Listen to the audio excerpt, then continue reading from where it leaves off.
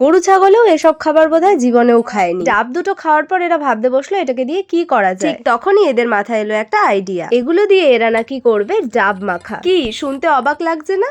আমিও প্রথমে একটু অবাকই হয়েছিলাম, কিন্তু ইউটিউবে সার্চ করতেই প্রচুর রেসিপি সামনে চলে এলো। ডাব মাখা বলে যে কিছু হয় সেটা আমি সত্যিই আগে জানতাম না। তো যাই হোক, ডাবগুলোকে প্রথমে কেটে তার সবুজ খোসাটাকে ছাড়িয়ে চালতার মতো পিস পিস করে নেওয়া হলো। তারপর সবাই মিলে লেগে পড়লাম হামনদিস্তা এটাকে থেতো করে নেওয়ার জন্য। এরপর একে একে সব নিয়ে বসে পড়লাম এই ডাব মাখা করার জন্য। প্রথমেই এর মধ্যে দিয়ে নিলাম গুলিয়ে রাখা তেঁতুল জল। এরপর একে একে কাসন্দি, বিট নুন, ধনেপাতা ও লঙ্কা কুচি, পাতিলেবুর রস, চিনি সব দিয়ে বেশ ভালো করে মাখলাম। এরপর এটাকে একটু ঝালঝাল করার জন্য লঙ্কার গুঁড়ো আর শুকনো লঙ্কা পোড়া দিয়ে ভালো করে মাখলাম। এরই মধ্যে আমাদের কুহুরানি কলাপাতা নিয়ে হাজির। নাকি কলাপাতায় খেলে স্বাদ আরো দ্বিগুণ হবে। ফাইনালি ডাব মাখা খেয়ে এদের রিয়াকশন দেখো, সত্যি দারুণ হয়েছিল। Like, comment, share and subscribe.